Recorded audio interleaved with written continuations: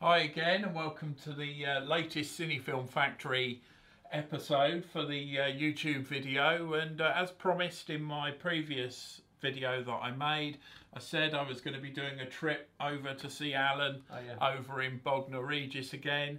Those who've been following the channel will remember the previous video that we did with Alan all about the Neumann microphones and everything, but today I've come over to sunny Bognor Regis. Actually, it's pouring. It's persistently raining. It is. So it's Alan and Si from the Cine Film Factory, and wanted to share all about audio today, particularly showing off Alan's wonderful reel-to-reel audio setup. He's got the Revox reel-to-reels.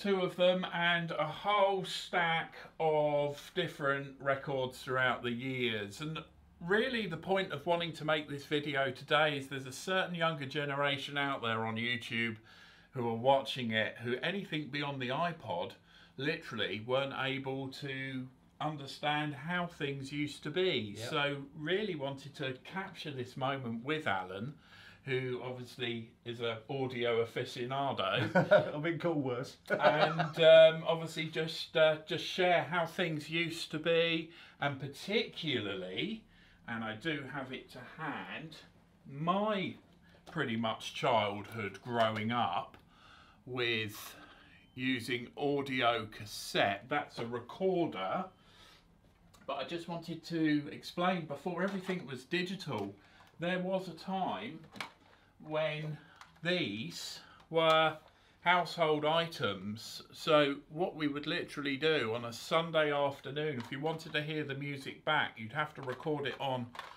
your audio cassette. And for me personally, fond memories of doing this. So I'd have this hooked up, or I'd have like a Ghetto Blaster radio recorder, tune into the charts, the top 40 on a Sunday at 5 o'clock, and I'd be there because I wanted to hear the tracks later on in the week again, the ones I'd recorded. So the way we used to have to do it was literally, it was a pause and a play on the tape player to be able to record the track that's playing, but you would have to time it specifically. Well, the point was, what you do, you put it in record, wait until the record starts without the DJ talking, and then you let it go to get the track. But of course, the clever part was you had to work out when you had to stop recording so the DJ didn't talk over it. So you'd have your finger on the pause button at the end, and then all of a sudden, bang. And then, of course, you lose the end of the record, but that's not the point. You actually got the song you wanted without the DJ repeating. That was the idea. And that's how we used to do it with cassette recorders, either portable ones or rec ones like that one. Yeah, absolutely. And I still use them now because I do audio transfers for Simon and other people as well. And just going back on that and adding to what Alan said, I mean, it to me personally, it was genius to be able to have done that, had the track on the audio cassette and be able to put it into my Sony Walkman and go cycling off on my bike or carrying on my business, doing whatever I was doing, and listening to that again. But I had its perfected art form so much that the DJ just wasn't on there. It was literally all the sounds. So well, they used to talk over about the last 10 seconds, usually. As the record sort of faded away, they'd talk with overtake. Yeah, they would, absolutely. But it means you missed the end, but you got the track.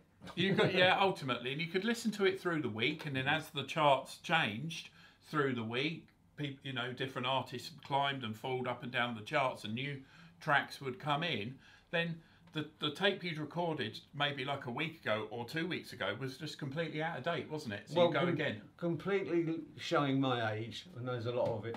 But the point is that you used to listen to Radio Luxembourg, which was a foreign station from Amsterdam, and that used to have all the up-to-date charts of the European charts. Oh, that's interesting. Yes, I remember Radio Luxembourg. So things like that.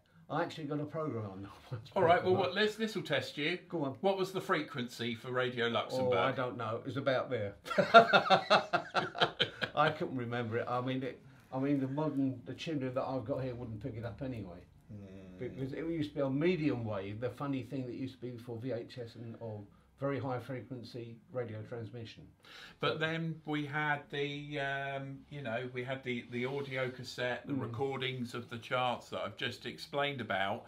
But then all of a sudden, something revolutionary came out, and we were introduced to the iPod. Yes, and that was the beginning of the digital music age of carrying music round, well, wasn't it? when you look at all this lot, Yeah. up to there is analog. From there onwards is digital. That's in that corner.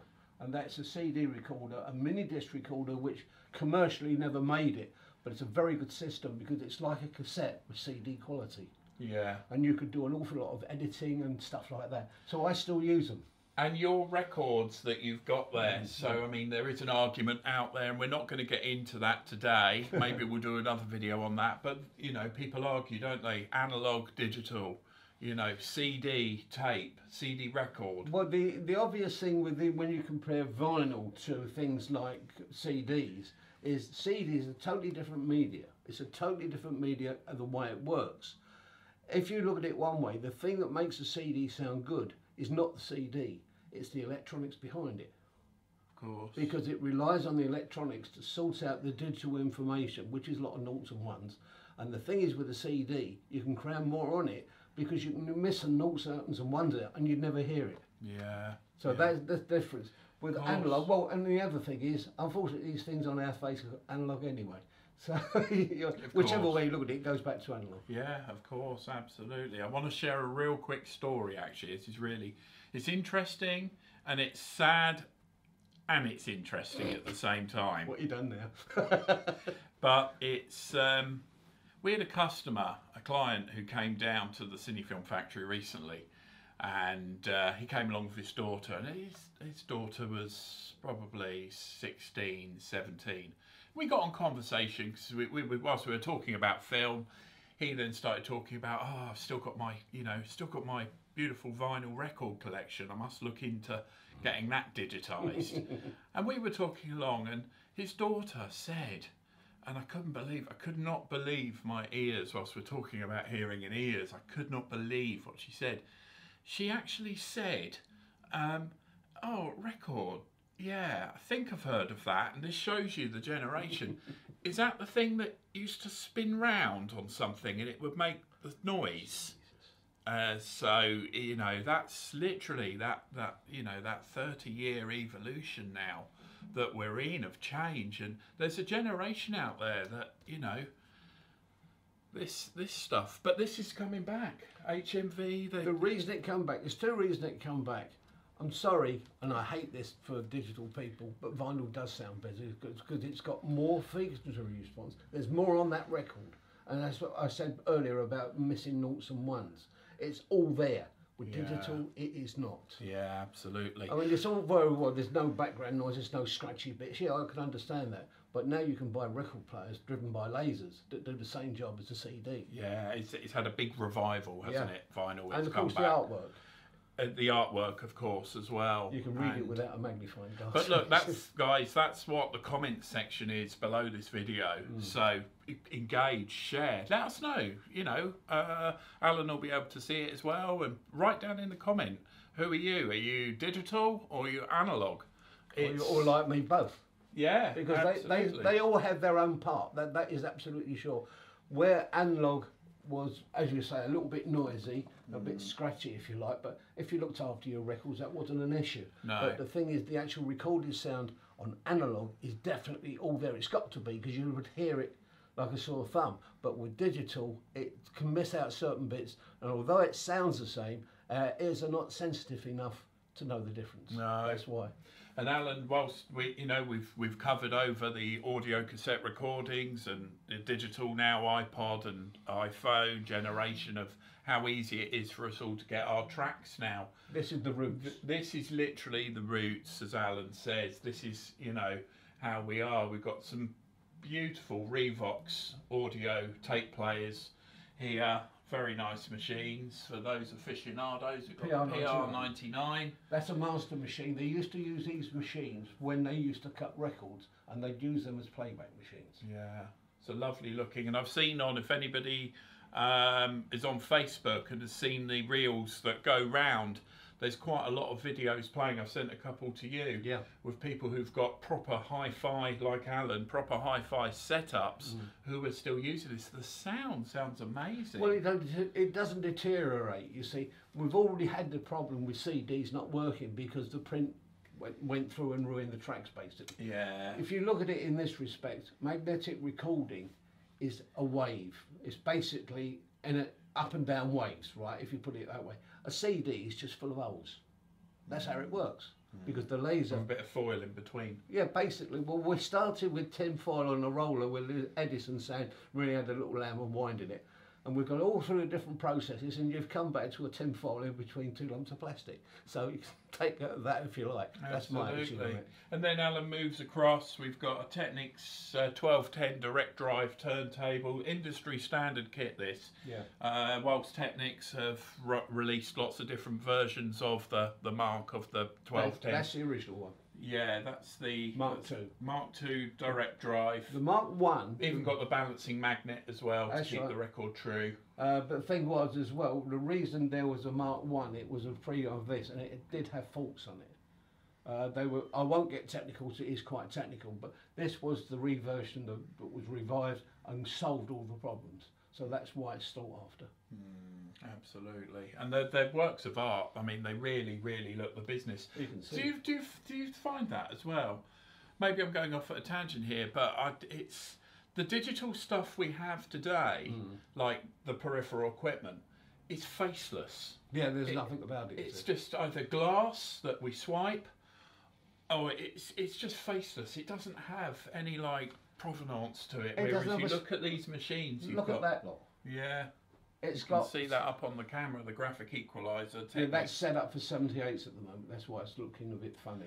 But I mean, these are just, they look the business, don't they? I know everything on there serves its function and its purpose, but they actually look great. This one is a domestic version of that one, basically.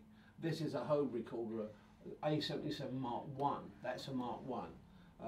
The different versions of Mark IV, I think it got up to.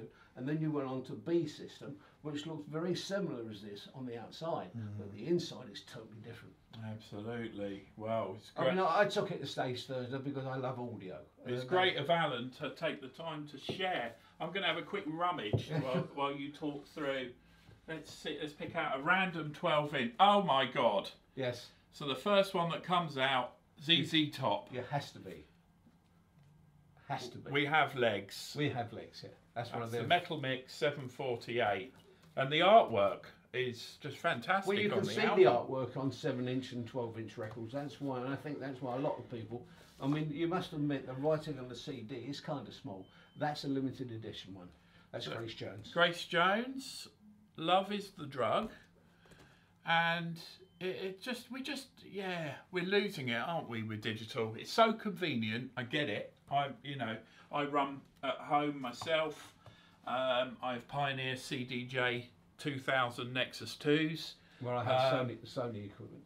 Yeah, but it's the Sony stuff's great as well. The point is, physically, it's bigger. So if you like, you're getting more for your money because you actually have something. You can touch, feel, and you can see it nicely. There's a low board down there, the next shelf down by the way. Should we do a random? Do a random one. Should we do another random? Freddie Mercury. Ah. Chances of that. Freddie Mercury, and of course this links up to another video that Alan and I did a couple of years ago now, which was the where we did the Neumann microphones.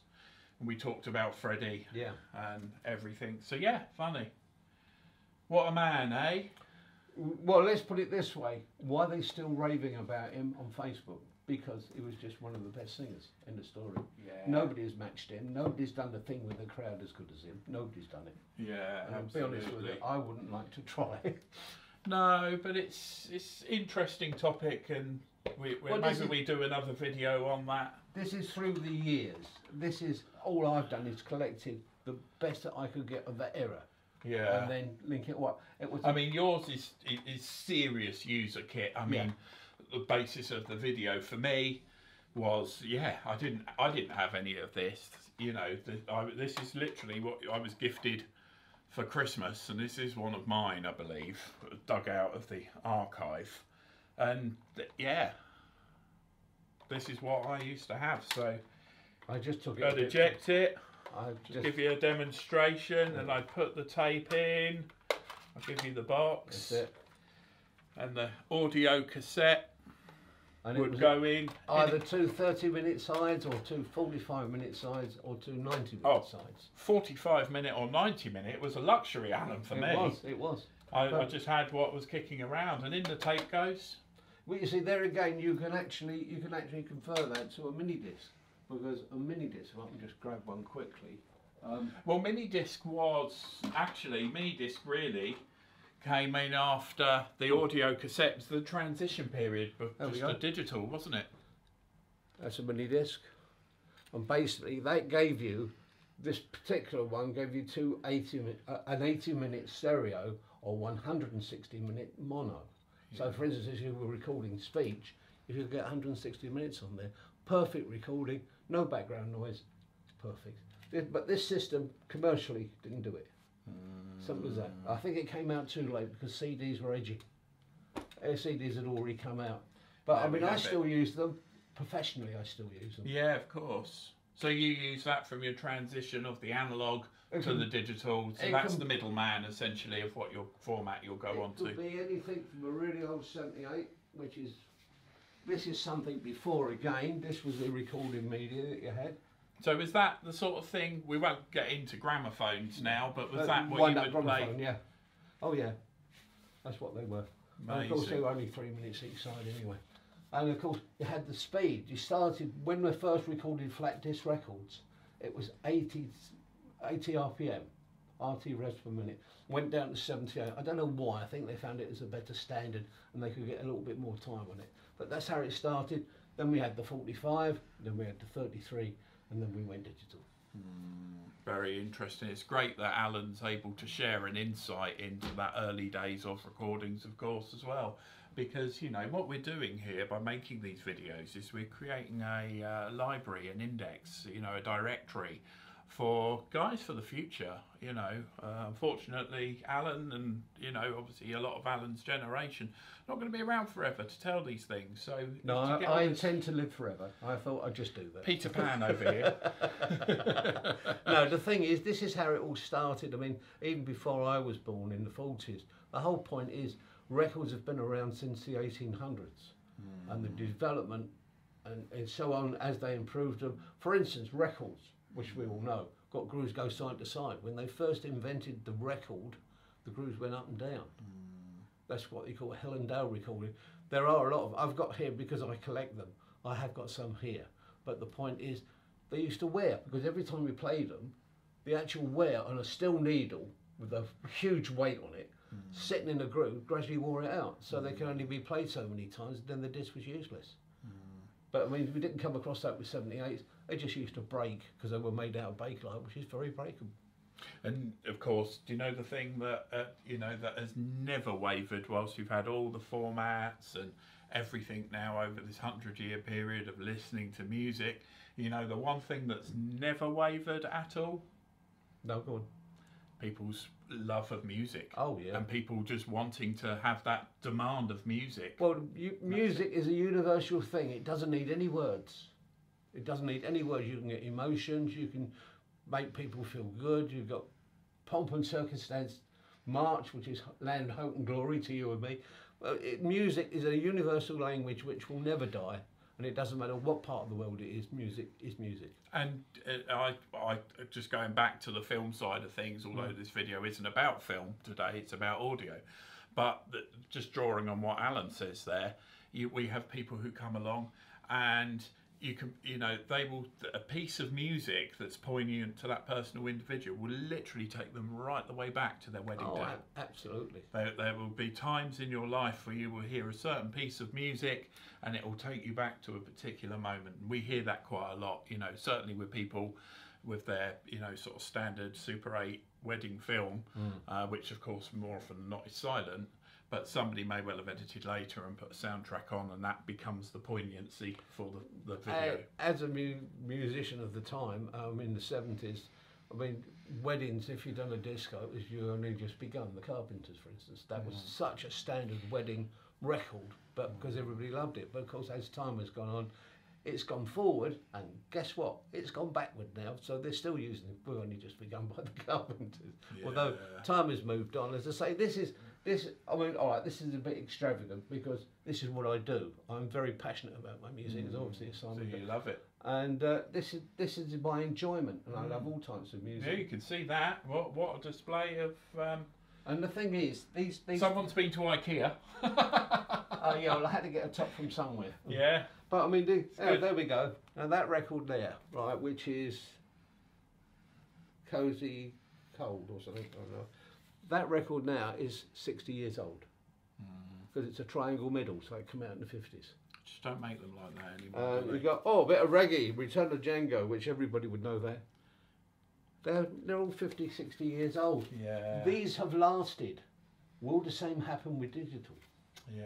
Well, I want to thank Alan for today anyway, as we draw to a close. I want to thank Alan for taking the time to That's all right. contribute to this video and share what his setup is and everything, which is absolutely great. But I just hope that that's given an insight. You know, it's another video that I've been wanting to make for a while, just to share just how things were in the 80s, etc. And still are. And still are, because people are still doing what I do. They may not do it as this wide, but they still like vinyl. Absolutely. Vinyl's back in the stores. You need to have a nickname for your Revox, Alan.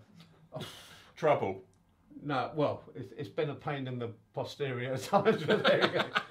I mean, all this stuff has to be looked after because the electrical components in these now are coming to the end of their age. So as a technician, I take the whole thing apart and replace them. Absolutely. And keep it going another 50, 30 odd years. Well, look, guys, I hope you found this video interesting, and if you know anything you want to contribute, that's what the comments section for. I'd love to hear how many people have got Revoxes. That's one thing I would like to know, and still use them for music. Absolutely. So anything you want to contribute, and if you're running Revox Technics, different marks of the Technics, let's get some comments going, get some discussions going. Alan will have sight of those as well. Yeah. And can answer any questions that you've got. So it's a peace out from us here at the Cine Film Factory for today. Yeah, sure round, by the way. And yeah, that was my round last time. Oh. And be sure to like, subscribe, share this video with your friends. It's all about engagement here and sharing the past, bringing it into the future. Any questions? Hit them up in the comments section below. So it's a peace out from me, and I look forward to seeing you in the next YouTube video. And I'll be in the background somewhere. Catch you later. Take care, guys. Bye.